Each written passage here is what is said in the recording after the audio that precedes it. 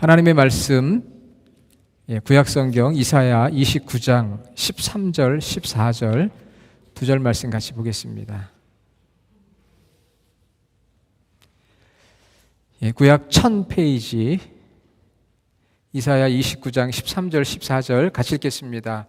주께서 이르시되 이 백성이 입으로는 나를 가까이 하며 입술로는 나를 공경하나 그들의 마음은 내게서 멀리 떠났나니 그들이 나를 경외함은 사람의 계명으로 가르침을 받았을 뿐이라. 그러므로 내가 이 백성 중에 기이한 일, 곧 기이하고 가장 기이한 일을 다시 행하리니 그들 중에서 지혜자의 지혜가 없어지고 명철자의 총명이 가려지리라. 아멘. 자, 우리 옆에 있는 분들과 인사해요. 만나서 반갑습니다.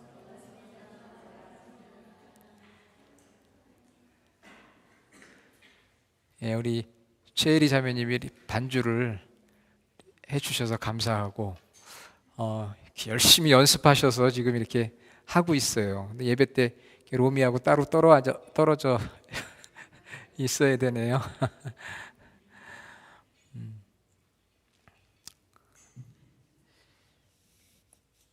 여러분, 예전에 그 서울 남대문 시장에 이런 광고가 붙었습니다. 저희는 진짜 정말 순 참기름을 팝니다. 왜 그렇게 강조를 했을까요? 가짜가 너무 많으니까. 가짜가 너무 많으니까 참기름 가지고는 안 되는 거예요. 진짜 정말 순 참기름이 있습니다. 그런데도 때로는 그것도 가짜일 때가 있죠. 요즘 우리 SNS가 발달하다 보니까 많은 분들이 이제 유튜브를 보게 되는데 거기에도 페이크, 가짜 뉴스가 많다고 합니다. 어떤 게 진짜고 어떤 게 가짜인지 참 분간하기가 어려운 시대를 우리가 살아가고 있습니다. 이단들이 얼마나 많은지 몰라요. 교회라는 이름은 걸고 있는데 하나님을 잘 알지 못하고 잘못 섬기는 이단들도 참 많습니다. 가짜라도 좋다, 명품이면 좋다, 이런 분들도 많이 있더라고요.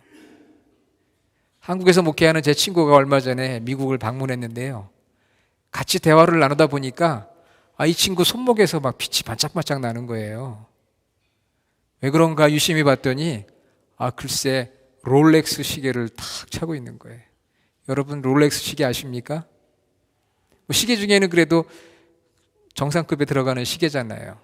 얼마나 되나 제가 아마존 들어가서 확인해 보니까 보통 한 수천 불에서 수만 불 하더라고요. 번쩍번쩍해요. 그래서 제가 그랬어요. 아니 어떻게 목사가 롤렉스 시계를 차고 다녀? 그랬더니 이거 가짜야. 아니 가짜면은 어떻게 또 목사가 가짜를 차고 다녀? 어느 교인이 홍콩에 갔다가 이걸 사가지고 와서 선물로 줬으니 이거 안 찰 수도 없고 그분도 그냥 재미 삼아서 목사님한테 그냥 선물을 한 거예요. 그랬으니 이걸 안 찰 수도 없고 찰 수도 없고 가짜인지는 알지만 그래도 차고 다니다 고장 나면 그때 이제 어쩔 수 없이 버리겠다고 그런 얘기를 하더라고요. 물론 저는 진짜입니다만은 롤렉스는 아니고요.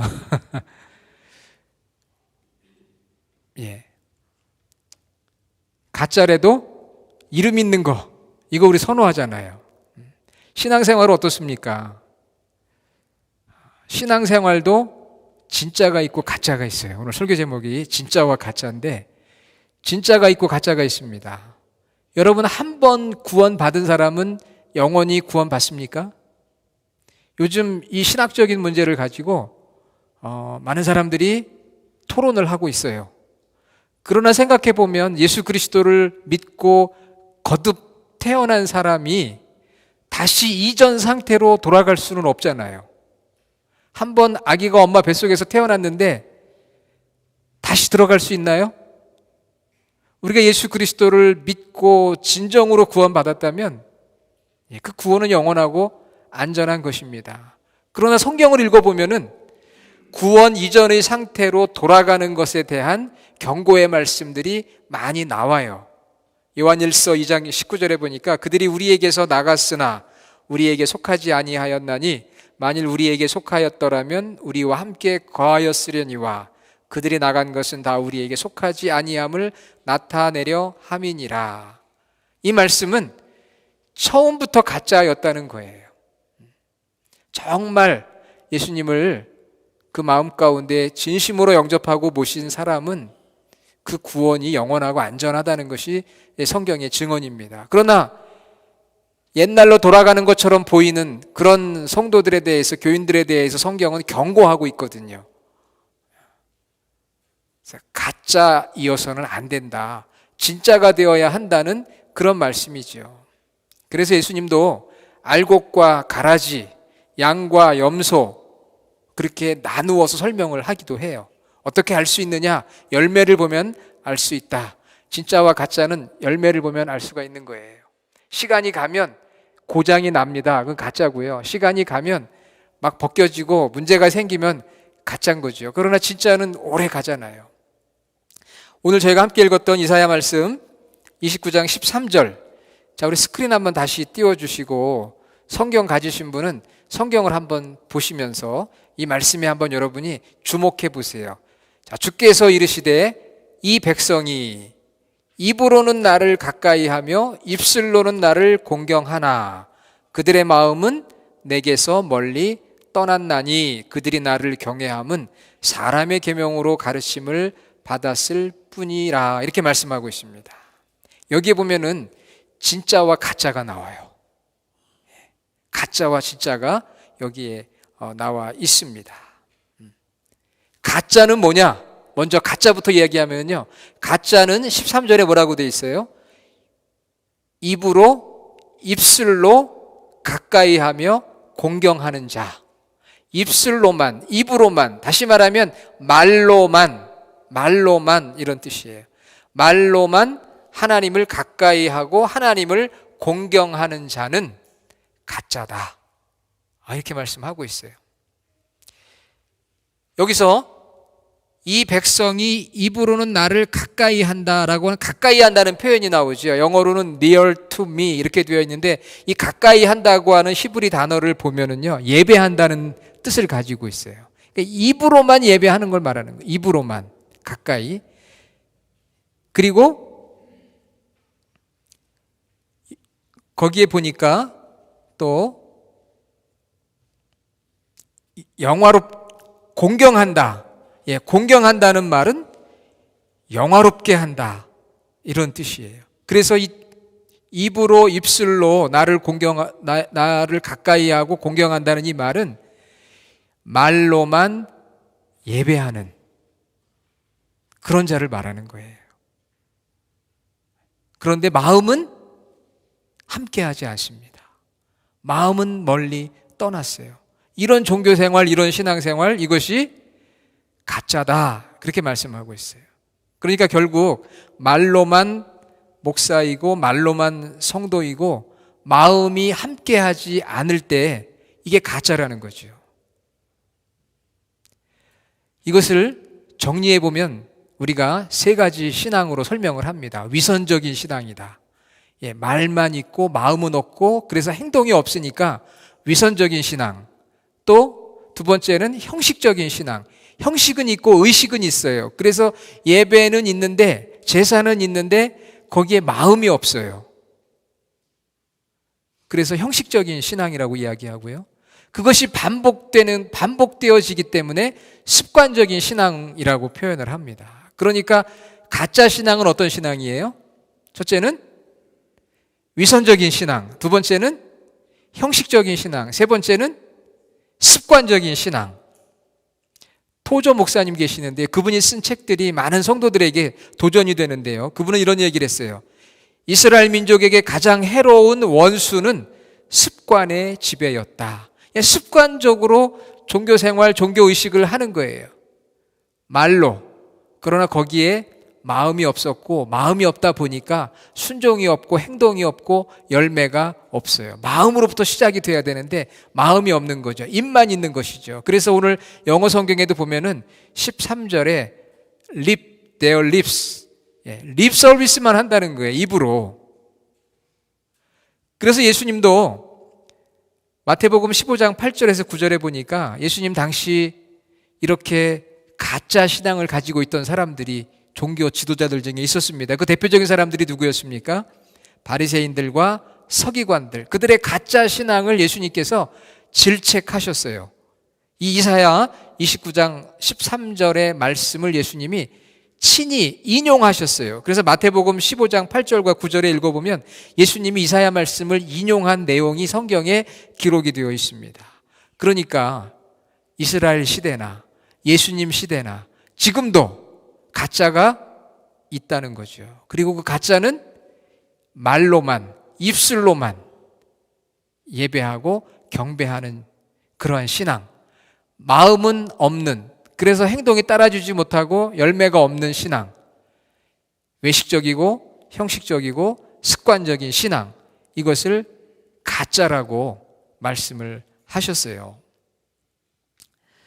여러분, 지난 주간에 이사야 말씀 읽으셨습니까? 이번 주에도 이제 이사야를 읽어야 돼요. 선지자들 중에 라스트 네임이 이씨예요. 이사야. 이 구약 성경 39권은 그 네 종류로 되어 있어요. 그 문학의 장르가 율법서가 있고 또 역사서가 있고 시가서가 있고 예언서가 있습니다. 이런 거는 기본 상식이니까 여러분이 다 아시고 계시겠지만 율법서, 역사서, 시가서, 예언서가 있는데 이 이사야는 어느 장르에 들어가 있습니까? 예언서에 들어가 있어요. 예언서 중에도 많은 분량을 차지하고 있어요. 많은 예언을 했어요. 66장이나 됩니다. 그래서 이사야를 대예언자, 대예언서라고 그렇게 설명을 하고 있습니다. 그러니까 이 이사야는 구약 성경 중에서 예언서에 속해 있고 많은 하나님의 말씀을 영감을 받아서 증거하고 있는데 그 이 예언서의 핵심이 뭐냐 하면은요, 진짜가 무엇이고 가짜가 무엇인지를 그것을 판별하는 거예요.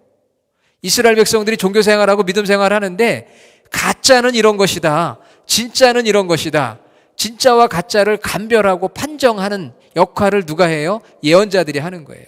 그래서 그 가짜는 심판을 받게 될 것이고 진짜는 구원을 받게 될 것이다. 그러니 자신의 신앙을 점검을 해서 진짜가 되라. 할렐루야. 선지서 예언서의 핵심은 그거예요. 가짜와 진짜가 있다. 가짜는 이런 거고 진짜는 이런 거다. 가짜 신앙을 가진 자는 회개하고 진짜 신앙으로 돌아와야 된다. 그것이 바로 예언서의 주제예요. 만일 그렇지 않으면 어떻게 할 건가? 오늘 말씀 14절. 그러므로 내가 이 백성 중에 기이한 일, 곧 기이하고 가장 기이한 일. 다시 말하면 하나님께서 가짜 신앙을 가진 자에게 우리가 생각할 수 없는 놀라운 방법으로 심판하신다는 거예요. 그것이 이방 나라를 통해서 심판하신 거죠. 생각할 수 없는 성전이 파괴되고 약속된 백성이 포로로 잡혀가는 정말 상상할 수 없는 기이한 놀라운 일들이 심판의 모습으로 나타나게 되었어요. 그래서 그렇게 인간적으로 지혜롭다고 생각했던 사람들, 내 생각이 맞다고 주장하는 그런 모든 사람들의 지혜와 총명이 다 사라져버리게 된 것입니다. 지혜자의 지혜가 없어지고 명철자의 총명이 가려지리라. 사랑하는 여러분, 여러분은 진짜 신앙인입니까?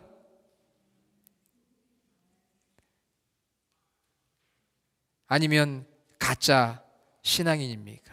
오늘 저희가 예배의 자리에 나와서 열심히 우리가 입술로 말로 하나님을 찬양하고 기도하고 저 역시 오늘 하나님의 말씀을 저의 입술을 통해 여러분에게 증거하고 있는데, 그러나 이 시작과 뿌리가 어디에서부터 있어야 되느냐? 바로 우리의 마음. 오늘 성경 말씀 13절에 그들의 마음, 중심에서부터 하나님을 가까이 하고 하나님을 공경하는 마음이 있느냐 하는 거예요. 그것이 있을 때 진짜라는 것이죠. 그러니까 어떻게 해야 됩니까? 우리가 마음을 한번 살펴보고 점검을 해야 되잖아요. 나는 정말 진짜인지 가짜인지. 오늘 점검하는 시간이에요. 마음을 점검하는 시간. 다윗은 그 아들 솔로몬에게 역대하 28장 9절에 이렇게 이야기하고 있어요. 내 아들 솔로몬아, 너는 내 아버지의 하나님을 알고 온전한 마음과 기쁜 뜻으로 섬길지어다. 여호와께서는 모든 마음을 감찰하사 모든 의도를 아신다. 다윗이 솔로몬에게 그렇게 말하고 있습니다. 네 마음을 잘 살펴서 온전한 마음으로 하나님 앞에 예배하는 자가 되어라. 하나님은 그 마음을 감찰하신다. 여러분, 오늘 예배에 나오면서 제가 여러분 보니까 다 거울 한 번씩은 보고 오셨죠. 한 번이 아니라 두 번, 두 번이 아니라 세 번 더 보고 오셨을 것 같아요. 맞습니까? 예. 여러 번 봤을 거예요. 왜 그랬어요? 오늘 예배의 자리에 가는데 깨끗하게 하고 가야지. 신경이 많이 쓰여요. 물론 하나님 앞에 예배하는 마음도 있지만 성도들을 만나야 되니까 성도들 앞에 좋은 모습 보여주고 싶잖아요. 그렇죠? 더 이쁘고 젊고 그런 모습 보여주고 싶으니까 옷도 가장 깨끗한 옷으로, 좋은 옷으로 목욕 재개하고 다 준비하셨잖아요. 그런데 만일 그것만 있다면 바로 오늘 13절에 13절 14절에 나를 경외함은 사람의 계명으로 가르침을 받았을 뿐이다. 그 말은 바로 사람만 신경 쓴다는 거예요. 그래서 내가 외모를 준비하는 것이 사람만 생각하는 거죠. 많은 사람들이 그렇게 가짜 신앙생활을 하게 된 것입니다. 마음은 점검하지 않고 내 외모만 점검하는 거예요. 왜? 사람들에게 잘 보이기 위해서. 마음이야 누가 보겠어요, 사실. 내 마음을 누가 보겠습니까? 가릴 수가 있잖아요. 그러니까 내 마음 점검은 둘째치고 내 외형만 점검을 하는 거예요. 그러나 이것만큼 어리석은 일이 없다. 왜? 하나님은 그 중심을 보시기 때문에, 마음을 보시기 때문에. 사실은 그래서 우리가 외모를 준비하는 것 이전에 마음을 준비하고 하나님 앞에 예배의 자리에 나와야 합니다. 만일 그렇지 않다면 오늘 이사야 선지자가 경고한 대로 우리가 입으로는 하나님을 가까이 하고 입으로는 하나님을 공경하지만 결국은 우리가 사람에게 보이기 위해서 여기에 나오는 신앙밖에 될 수가 없는 위선적이고 형식적이고 습관적인 신앙이고, 그것에서 돌이키지 않으면 결국 하나님으로부터 버림을 받을 수밖에 없다는 말씀인 거죠. 마음을 단장해야 된다. 우리가 옷매무새를 살피는 것처럼 마음을 점검하는 거예요. 그런데 우리는 하나님 중심의 신앙보다는 인본주의, 사람 중심의 그 신앙생활을 해요. 그러다 보니까 사람 앞에 보이기 위해서, 잘하기 위해서, 잘 보이려고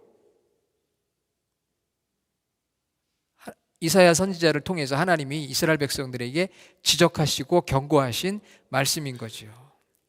마음을 점검하라 그랬습니다. 그 마음의 점검은 다른 것이 아니고 내가 마음이 하나님 앞에 가까이 갔느냐 하는 거예요. 오늘 성경 13절에 보니까 입으로는 나를 가까이 하고 입술로는 나를 공경하였다 그랬잖아요. 그런데 마음으로 가까이 했느냐? 마음의 거리가, 하나님과 나 사이가 정말 close, near, 가깝냐 하는 거예요. 마음의 거리. 여러분 어떻습니까? 하나님과 여러분 사이에 그 마음의 거리, 심리적인 거리가 가까워요, 멀어요? 예배 시간에 앞자리에 앉았다고 마음이 가까울까요? 예배 시간에 뒷자리에 앉았다고 마음이 멀까요? 물론 좀 앞에 앉으면 좋긴 하겠지만 더 중요한 것은 마음의 거리인 거예요. 마음의 거리, 디스턴스, 마음의 거리. 내가 하나님 앞에 얼마만큼 마음을 가까이 하느냐. 이것이 오늘 이사야 선지자가 우리에게 진짜 신앙의 모습이라고 강조하고 있는 거죠. 사람도 마찬가지예요. 마음의 거리가 중요합니다. 그런데 어떤 경우는요, 저분하고 좀 마음의 거리가 좀 이렇게 가까워졌으면 좋겠는데 하는 생각을 하는데도 그 마음의 거리가 좀처럼 가까워지지 않는 분들이 있어요. 우리 교회는 그런 분 있을까요? 없을까요? 우리 교회는 없는 것 같아요. 마음의 거리.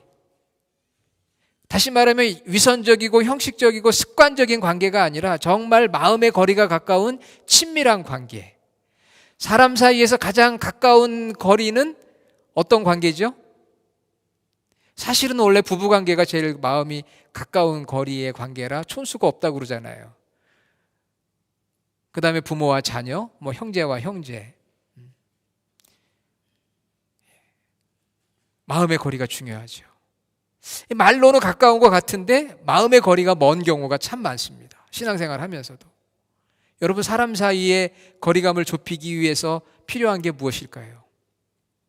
사람과 사람 사이의 거리감을 좁히기 위해서 가장 필요한 게 있어요. 5가지가 있는데요. 간단하게 말씀드리면 첫째는 그 사람을 있는 그대로 받아주는 거예요. 있는 그대로. 우린 너무 많이 기대하다 보니까 거리감이 생깁니다. 그냥 있는 모습 그대로, 주님이 우리의 있는 모습 그대로를 받아주시듯이 있는 모습 그대로, 부족하면 부족한 대로 받아들이는 거죠. 첫 번째, 제일 중요합니다. 마음의 거리감을 좁히기 위해서. 두 번째는 대화를 통해 그 사람의 뜻을 알고 들어주고 따라주는 거예요. 그래야 가까워져요. 그 사람의 뜻이 뭔지, 원하는 게 뭔지 그거 잘 들어주고, 들어준 다음에는 따라주는 것. 그때의 거리감이 좁혀져요. 그리고 세 번째는 굉장히 프랙티컬한 건데요. 같이 밥 먹기, 식사하기. 그런데 아무리 식사를 해도 가까워질 수 없는 것은 바로 앞에 있는 1번과 2번이 없으면 아무리 밥을 많이 먹어도요, 가까워지지가 않습니다. 그 사람을 내가 있는 그대로 받아들이는 것과 대화 속에서 내가 들어주고 또 따라주는 거 없이는 아무리 같이 밥을 먹어도 거리가 좁혀지지가 않아요. 제가 경험해 봤어요. 전에 교회에서 정말 수십 번, 수백 번 밥을 먹어도요, 거리감이 좁혀지지 않는 경우가 있더라고요. 많이 먹으면 좁혀질 것 같은데 안 되더라고요. 왜 안 될까? 있는 그대로를 받아주지 못하니까 거리가 좁혀지지가 않더라고요. 그러나 여러분, 같이 밥 먹는 거 중요합니다. 우리 주일날 공동 식사 하잖아요. 또 샘터나 또 초대를 통해서 같이 식사를 하는 것은 거리감을 좁히는 제일 중요한 것 중에 세 번째. 그리고 네 번째는 프랙티컬한 거예요. 같이 뭔가 일을 하는 거예요. 거기에는 운동도 들어갑니다. 뭔가 같이 사역도 하고 운동도 하고 뭐 하이킹도 좋아요. 뭔가 같이 할 수 있는 게 있을 때, 같이 찬양팀을 할 때 가까워지잖아요. 같이 샘터를 할 때 가까워지고요. 같이 무언가를 봉사할 때 가까워져요. 그래서 같이 뭔가 할 수 있는 거, 같이 운동을 하면 땀을 흘릴 수 있을 때 엔돌핀이 나와가지고 같이 행복해지면서 가까워지는 그런 게 있는 거죠. 그 다음에 마지막 5번째는 함께 여행하기, 이런 게 있습니다. 함께 여행하는 거. 여행할 수 있다면 얼마나 좋아요. 그런데 이거 다 해도요, 첫 번째가 안 되면 안 되더라고요. 그 사람을 내가 있는 그대로, 부족하면 부족한 대로 내가 억셉트 해주고 인정해주는 게 시작이에요. 그게 없으면 아무리 밥을 많이 먹고 같이 운동을 하고 같이 여행을 해도 그때뿐이에요. 대화를 통해서 그 사람의 뜻을 알고 그 원하는 걸 들어주고 따라주는 거 없으면 아무리 밥을 먹고 같이 일을 하고 여행을 해도 소용없어요. 1번과 2번이 너무 중요합니다. 그러니까 하나님께서 우리에게 야, 이건 정말 진짜다 라고 말하시는 것은 우리 마음이 하나님께 가까이 나아가는 거예요. 오늘 성경 13절에 하나님께서 이사야 선지자를 통해서 한탄하시는 게 뭐예요? 네가 입술로는, 말로는 나에게 가까이 하고 나를 공경하는 것 같은데 마음은 내게서 멀리 떠났다. 예. Their heart are far from me 그랬어요. 떠났다는 거예요. 마음이 가깝지 않다는 거예요. 예레미야 12장 2절에 주께서 그들을 심으심으로 그들이 뿌리를 박히고 장성하여 열매를 맺었거늘 예레미야서에도 반복합니다. 그들의 입은 주께 가까우나 그들의 마음은 머니이다. 하나님께서 마음이 가까이 오지 않는 것을 가짜라고 이야기해요. 마음이 가까이 하지 않는 것을. 그 관계가 잘못된 관계라는 거죠. 아무리 같이 밥을 먹어도 마음이 같지가 않으면, 마음이 가까워 있지 않으면 안 된다는 거예요. 이것은 어떤 육체적인 어떤 그 물리적인 거리를 말하는 게 아니에요. 거리가 멀어도 마음이 가까울 수가 있어요. 그러나 거리가 가까워도 마음이 멀 수가 있습니다. 중요한 것은 내 마음의 거리를 좁히는 것. 그것을 하나님께서 오늘 이사야 선지자를 통해서 우리에게 말씀을 해주고 있어요. 거리적으로 먼 거는 큰 문제가 아닙니다. 우리 교회에 LA에서 나오시는 분들 계신데 물론 멀면은 힘들죠. 하지만 마음이 먼저예요. 마음이 가까우면 물리적인 거리는 그렇게 멀게 느껴지지가 않는데, 마음이 멀어지면은요, 아무리 가까워도 예배당 바로 코앞에 살아도 갈 수가 없는 거예요. 마음이 문제, 마음의 거리가 문제인 거죠. 영적인 세계도 마찬가지입니다. 자, 그렇기 때문에 오늘 이사야 선지자를 통해서 마음이 먼 것이 문제다, 그것이 가짜다, 여기서부터 회개하고 돌아봐야 된다, 네 마음을 온전하게 드려야 된다, 하나님께서 말씀을 하시는데, 그렇다면 어떻게 우리의 마음을 하나님 앞에 가까이 드릴 수가 있을까? 그 원리도 사람과의 인간관계와 비교해 보면 해답을 찾기가 쉬워요. 저는 3가지로 정리를 했는데, 첫째는 예수님을 나의 주님으로 받아들이는 거예요. 거기서부터 시작이 되는 거예요.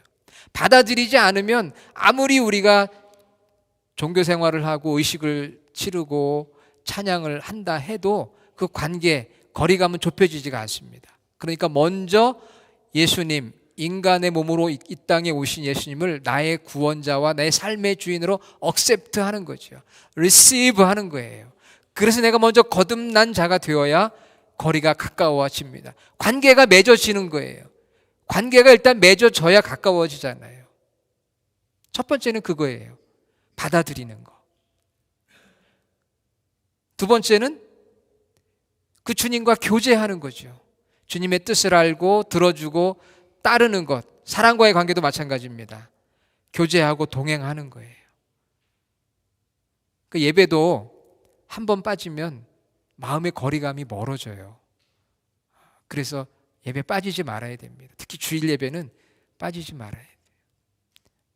많이 예배할수록 좋아요.